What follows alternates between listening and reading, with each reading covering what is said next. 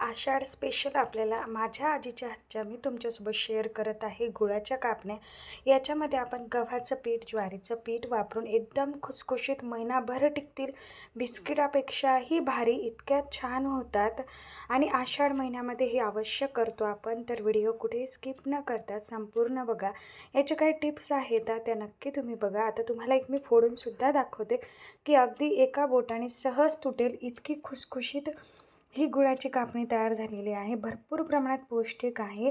थोड्याशा tips follow केल्या तर आपल्या गुळाच्या कापण्या अगदी बरोबर होतात. तर सगळ्यात अगोदर एका पातेल्यामध्ये एक मोठी वाटी, बघा आता ही मी मोठी वाटी वापरली आहे.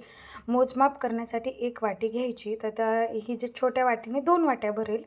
तर इथे गूळ असा खिसून घेतला, त्या वाटीनेच एक वाटी इथे आपल्याला पाणी टाकायचं आहे. याला काय करायचं, याचं पाक वगैरे नाही बनवायचा आपल्याला. फक्त हा जो खिसून घेतलेला गूळ आहे तो वितळेपर्यंतच याला गरम करून घ्यायचं. सोबतच इथे 2 चमचे तेल टाकलेलं आहे मी. तुम्ही याच्याऐवजी तूप वापरलं तरीही चालतं. खूप जास्त खुसखुशीत होतील तूप जर वापरलं तर. आणि तेलही वापरलं तरी तेवढेच खुसखुशीत होणार आहे. आता गॅस कमी करून याचा फक्त आपल्याला याचा गूळ वितळून घ्यायचा आहे. जर कडक झालं ना तर आपली जी आहे कापणी व्यवस्थित येणार नाही. तर त्याच्यामुळे फक्त गूळ वितळून घ्या आणि गॅस बंद करा. गूळ वितळून घेतला. इकडे एका मिक्सरच्या जारमध्ये मी 2 चमचे सोप घेतलेले आहे. तुमच्याकडे जर सोप पावडर असेल तर ती वापरली तरीही चालते.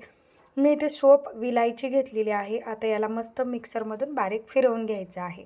आता ज्या वाटीने आपण गूळ वापरला बघा, मी तीच वाटी इथे पिठासाठी मोजमाप करून घेतलेला आहे. तर त्या वाटीने मी इथे सगळ्यात अगोदर एक वाटी घेतलेला आहे घेतलेलं आहे, ज्वारीचं पीठ घेतलेलं आहे.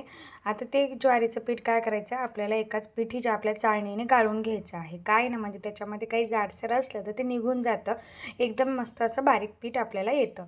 इथे सोबतच एक वाटी घेतलेलं आहे मी गव्हाचं पीठ. बघा त्याच वाटीने घेतलेलं आहे, ज्या वाटीने आपण गूळ मोजून घेतलेला आहे त्याच वाटीने. आता हे बरोबर चाळणीने चाळून घ्यायचं. जे मिक्सरमधून आपण सोप आणि विलायची फिरवली होती तीसुद्धा गाळून घ्यायची आहे. म्हणजे त्यातलं फक्त पावडरच खाली गळेल, जाडसर गळणार नाही. चाळणी बघा किती बारीक चाळणी आहे एकदम. आता वरचं त्याचं सगळं जे जाडं आहे ते निघून आलेलं आहे. आता गोडाचा पदार्थ म्हटला तर थोडंसं मीठसुद्धा याच्यामध्ये टाकायचं आहे. मिठाने याचा अजून चव वाढते. सोबतच इथे बघा हे जायफळ, जे आपण मसाल्यातलं जायफळ असतं ना, पुरणामध्ये वापरतो, मसाल्यामध्ये वापरतो, तो जायफळ असा छोट्या खिसणीने काय करायचं, खिसून टाकायचा. छान असे त्याचा खमंग पावडर स्मेल येतो जायफळाचा, म्हणून जायफळ पण अवश्य टाका. जायफळ, सोप, विलायची, खूप मस्त टेस्ट येते या गुळाच्या कापण्याची. माझी आजी देखील अशाच पद्धतीने ह्या गुळाच्या कापण्या बनवायची. या आषाढ महिन्यामध्ये अवश्य बनवायच्या. एक आपली जुन्या पिढीपासून चालत आलेली ही कापण्याची पारंपरिक रेसिपी आपण नक्की स्मरणात ठेवली पाहिजे. तर जे आपण आता गुळाचं पाणी होतं ना केलेलं, ते गरम गरमच असतं. तर ते गरम गरमच याने आपण भिजवून घ्यायचं आहे. काय ना, हे जे गरम करून घेतलेलं पाणी आहे याने त्या जास्त खुसखुशीत येतात. आता अशा पद्धतीने थोडं टाकून अगोदर त्याला मिक्स करून घ्यायचं, सगळ्या पिठाला चोळून घ्यायचं. नंतर परत थोडंसं टाकून याला पूर्ण असं मिक्स करायचं. तुम्ही देखील गुळाच्या कापण्या कशा करतात ते देखील मला कमेंट बॉक्समध्ये टाईप करून सांगा. आता अशा पद्धतीने थोडंसं अजून पाणी टाकून मी अजून परत याला मिक्स करत घेत आहे. थोडं थोडं टाकून मिक्स करायचं. तेवढं 2 वाट्याचं पाणी आपल्याला पुरेसं होतं. बघू शकता तेवढ्या याच्यामध्ये आपलं मस्त कणिक मळून झालेलं. आता हे कणिक जे आहे अजिबात असं जास्त पातळ ठेवायचं नाही, घट्ट ठेवायचं. नरम बिलकुल जास्त करायचं नाही, कारण जेवढं कडक असेल ना तेवढ्या तुमच्या आपल्या ज्या कापण्या येतात गुळाच्या त्या जास्त खुसखुशीत येतात. बघू शकता. आणि पौष्टिक खूप आहे. गव्हाचं पीठ आणि ज्वारीचं पीठ वापरल्यामुळे ही जास्त पौष्टिक आहे. महिनाभर जरी ठेवली तर अजिबात खराब होणार नाही. आता बघू शकता इथे आपला मस्त कणिक मळून झालेला आहे. कडकच आहे. आता याला झाकून ठेवायचं. याला एक 10 मिनटं झाकून ठेवायचं. तोपर्यंत इकडे आपण तेल गरम करायला ठेवून द्यायचं, म्हणजे आपल्या सोबतच दोन्ही कामं होऊन जातात. आता एक 10 मिनटानंतर आपला जो आपण कणिक भिजवून ठेवली होती त्याची अशी मोठी लाटी घ्यायची आहे मोठी लाटी घेऊन हाताला गोल गोल करून आपल्याला याची एक पोळी लाटून घ्यायची आहे. जशी आपण पोळी लाटतो त्या पद्धतीनं, जशी तुम्ही शंकरपाळे खुसखुशीत होतात त्याच पद्धतीने हे खुसखुशीत होणार. 100% नक्की करून बघा. आणि मुलांना जर तुम्ही असे खायला दिले तर मुलं बिस्किटसुद्धा विसरतील, इतकी ही अप्रतिम होते. नंतर काय करायचं, ती लाटी घेऊन अशी कोलपाटावर लाटून एक त्याची मोठी पोळी लाटून घ्यायची आहे. मोठी पोळी लाटून आता ही पोळी काय करायची, जास्त बारीक नाही लाटायची, जाड ठेवायची. आता किती जाड ठेवायची मी ती तुम्हाला सांगणारच आहे. अशा पद्धतीने बघा मी ही पोळी लाटून घेतलेली आहे अशी मोठी. आता यावर काय करायचं, अगोदर याच्या शेजारच्या कडा पूर्ण काढून टाकायच्या आहे.